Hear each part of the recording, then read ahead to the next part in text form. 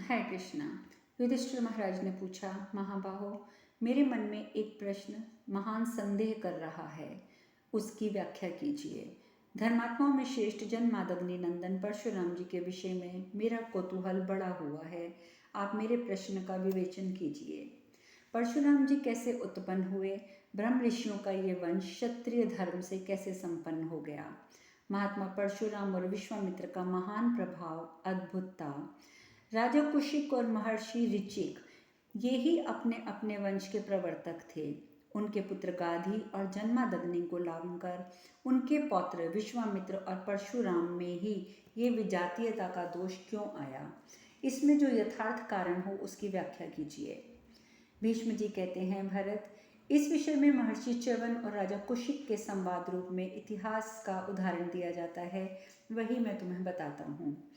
पूर्व काल में भृगुपुत्र च्यवन को ये बात मालूम हुई कि हमारे वंश में कुशिक वंश की कन्या से के संबंध से क्षत्रित्व का महान दोष आने वाला है।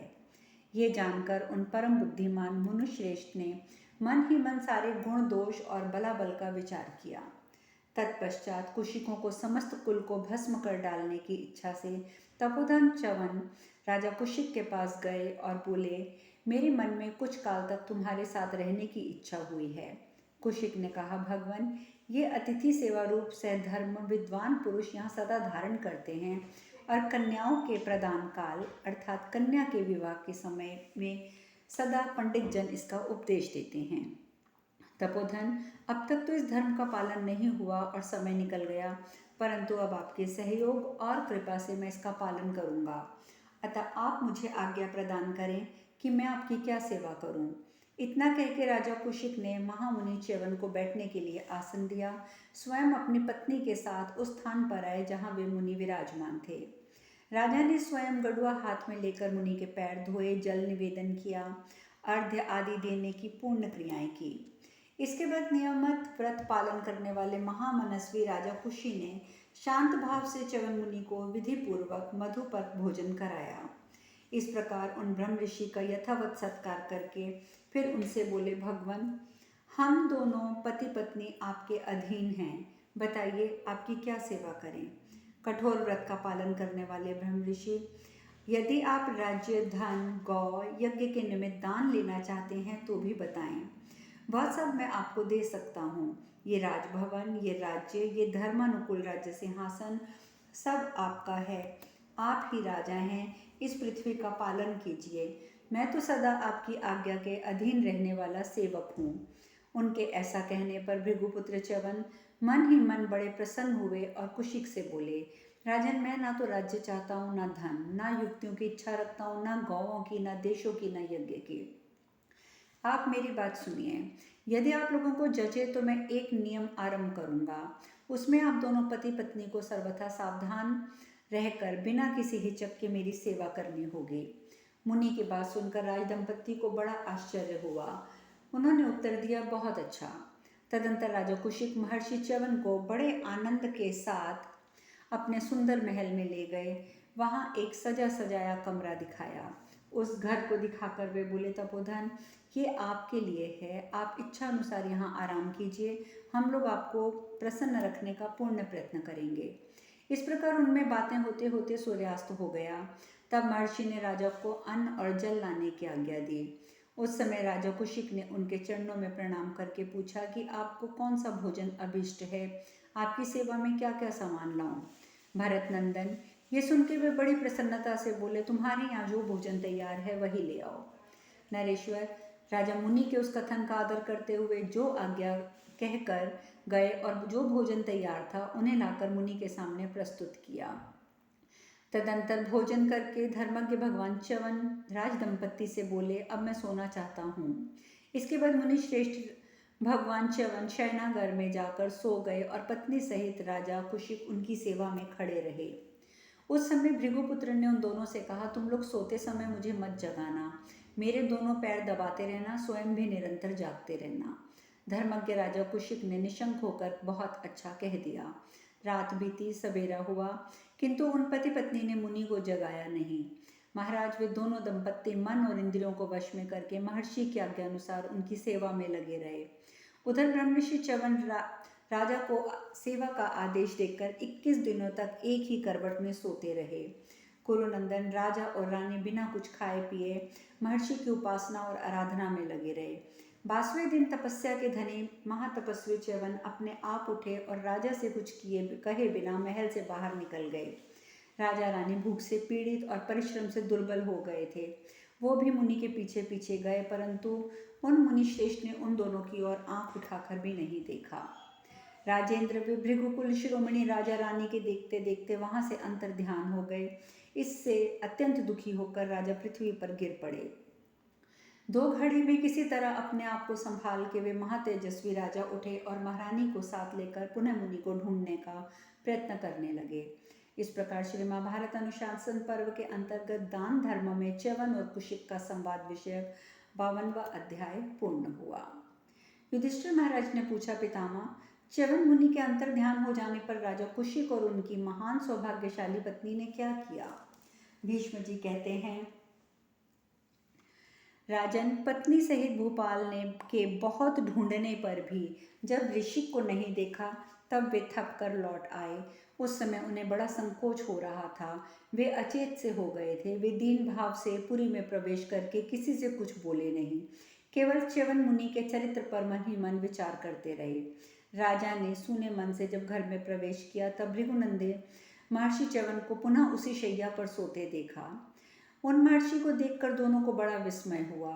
वे आश्चर्यजनक घटना पर विचार करके चकित रह गए। मुनि के दर्शन से उन दोनों की सारी थकावट दूर हो गई थी। वे फिर यथास्थान खड़े होकर मुनि के पैर दबाने लगे।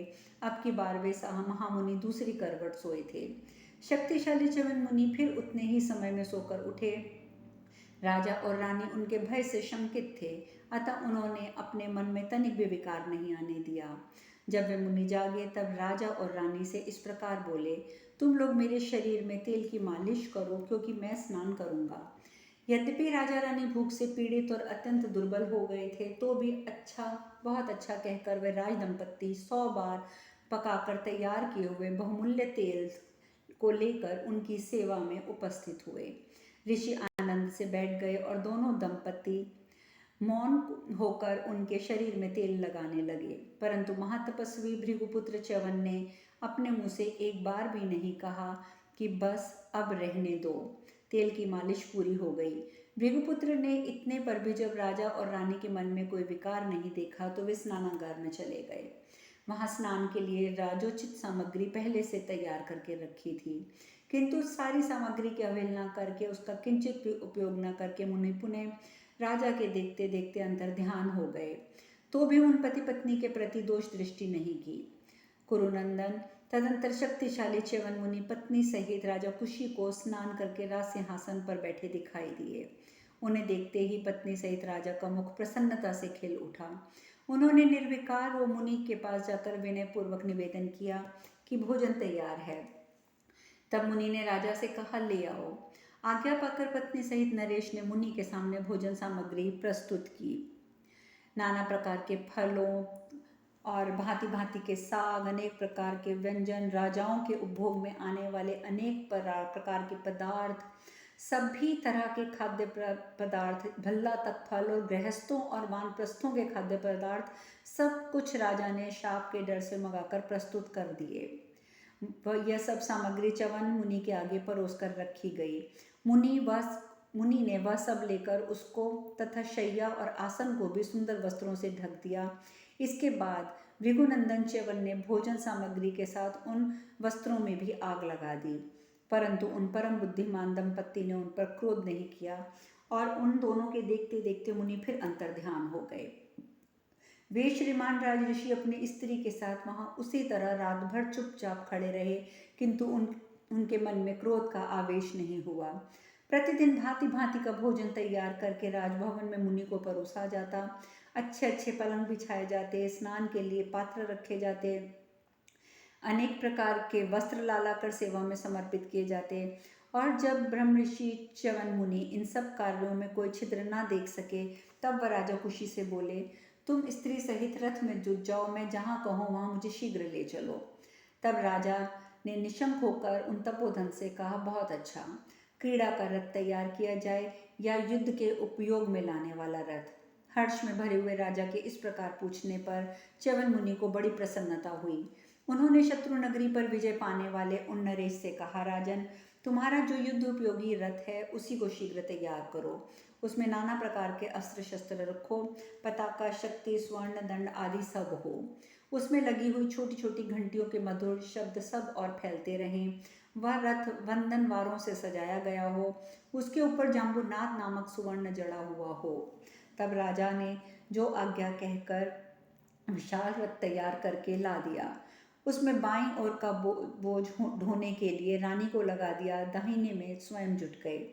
उस रथ पर दोनों उन्होंने एक चाबुक भी रख दिया, जिससे आगे की ओर 3 दंड थे, जिसका अग्रभाग सुई की नोक के समान तीखा था। ये सब सामान प्रस्तुत करके राजा ने कहा, भगवान, रथ कहाँ जाए? ब्रह्म ऋषि, आप जहाँ कहेंगे वहीं आपको रथ ले चलेगा। राजा के ऐसा पूछने पर च्यवन मुनि ने उनसे कहा, यहाँ से बहुत धीरे धीरे एक एक कदम उठाकर चलो। ये ध्यान रखो कि मुझे कष्ट ना होने पाए। तुम दोनों को मेरी मर्जी के अनुसार चलना होगा। तुम लोग इस प्रकार इस रथ को ले चलो जिससे मुझे अधिक आराम मिले और सब लोग देखें। रास्ते में किसी राहगीर को हटाना नहीं चाहिए। मैं उन सबको धन दूंगा। मार्ग में जो ब्राह्मण मुझसे जिस वस्तु की प्रार्थना करेगा मैं वही प्रस्तुत करूंगा। मैं सबको उसकी अच्छी इच्छा के अनुसार धन और रत्न बांटूंगा। अतः इन सब के लिए पूरा पूरा प्रबंध कर दो। इसके लिए मन में कोई विचार न करो। मुनि का वचन सुनकर राजा ने सेवकों से कहा, ये मुनि जिस जिस वस्तु की आज्ञा दें वह सब निशंक होकर दे देना। राजा की आज्ञा के अनुसार नाना प्रकार के रत्न, स्त्रियां, वाहन, बकरे, भेड़ें, सोने के अलंकार, सोना, पर्वतन, गजराज, ये सब मुनि के पीछे पीछे चले। राजा ने के संपूर्ण मंत्री भी इन वस्तुओं के साथ थे। उस समय सारा नगर आर्त होकर हाहाकार कर रहा था। इतने में मुनि ने सहसा चाबुक उठाया, उन दोनों की पीठ पर प्रहार किया। उस चाबुक का अग्रभाग तीखा था। उसकी चोट पड़ते ही राजा रानी की पीठ और कमर में घाव हो गए। फिर भी वे निर्विकार भाव से रथ ढोते रहे। 50 रात तक उपवास करने के कारण वे बहुत दुर्बल हो गए थे। उनका शरीर कांप रहा था, तथापि वे वीर दंपति किसी प्रकार साहस करके उस विशाल रथ का बोझ ढो रहे थे। महाराज, वे दोनों बहुत घायल हो गए थे। उनकी पीठ पर जो घाव हो गए थे उससे रक्त बह रहा था।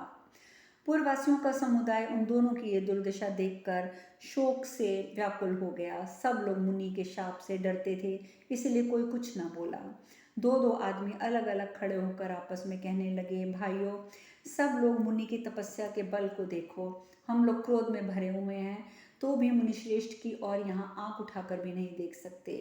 इन विशुद्ध अंतःकरण वाले महर्षि च्यवन की तपस्या का ये अद्भुत बल है, तथा महाराज और महारानी का धैर्य भी कैसा अनूठा है। वे इतने थके होने पर भी कष्ट उठाकर इस रथ को खींच रहे हैं।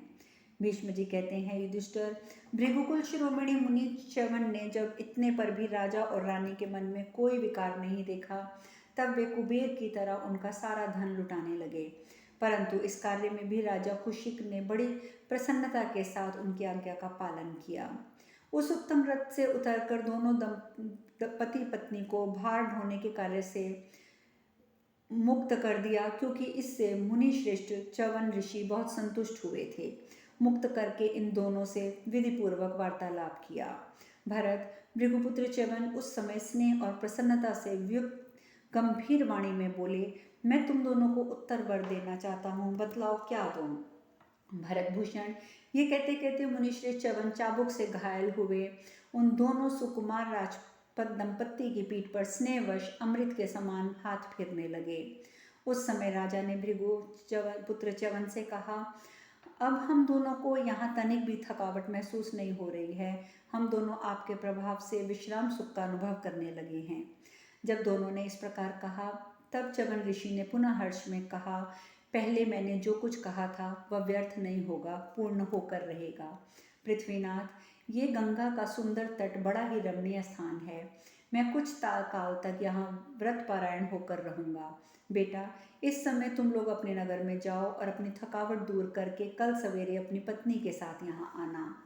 कल पत्नी के सहित तुम मुझे यहीं देखोगे। तुम्हें अपने मन में खेद नहीं करना चाहिए। अब तुम्हारे कल्याण का समय उपस्थित हो गया है। तुम्हारे मन में जो जो अभिलाषा होगी वह सब पूर्ण हो जाएगी। मुनि के ऐसा कहने पर राजा कुशिक ने मन ही मन अत्यंत प्रसन्न होकर मुनिश्रेष्ठ से अर्थयुक्त वचन कहा। भगवान महाभाग, आपने हम लोगों को पवित्र कर दिया। हमारे मन में तनिक भी खेद या रोष नहीं है। हम लोगों की तरुण अवस्था हो गई है तथा हमारा शरीर सुंदर और बलवान हो गया है।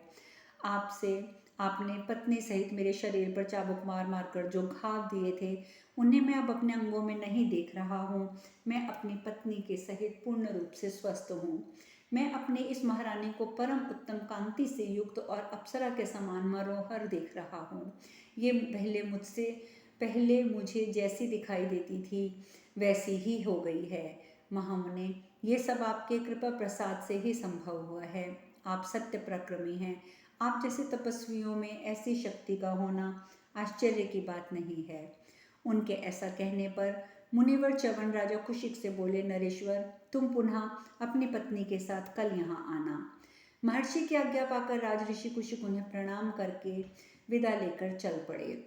तदंतर उनके पीछे पीछे मंत्री, पुरोहित, सेनापति, नर्तकियां, समस्त प्रजावर्ग लोग चले। उनसे घिरे हुए राजा कुशिक उत्कृष्ट तेज से प्रकाशित हो रहे थे। बड़े हर्ष के साथ उन्होंने नगर में प्रवेश किया। उस समय वंदीजन उनके गुण गा रहे थे। नगर में प्रवेश करके उन्होंने पूर्वाहन काल की संपूर्ण क्रियाएं संपन्न की।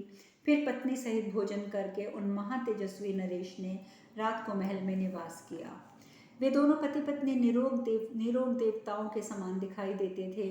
वे एक दूसरे के शरीर में नई जवानी का प्रवेश हुआ देखकर शैया पर सोए सोए बड़े आनंद का अनुभव करने लगे। द्विश्रेष्ठ च्यवन की दी हुई उत्तम शोभा से संपन्न नूतन शरीर धारण किए वे दोनों दंपत्ति बहुत प्रसन्न थे। उधर भृगु कुल की कीर्ति बढ़ाने वाले तपस्या के धनी च्यवन गंगा तट के तपोवन में अपने को संकल्प द्वारा नाना प्रकार के रत्नों से सुशोभित करके समृद्धिशाली एवं नयनाभिराम बना दिया। वैसा कमनीय कानन, इंद्रपुरी, अमरावती भी नहीं थी। इस प्रकार श्री महाभारत अनुशासन पर्व के अंतर्गत दान धर्म पर्व में च्यवन और कुशिक का संवाद विषयक 53वां अध्याय आज पूर्ण हुआ। अब शेष कथा कल। हरे कृष्णा।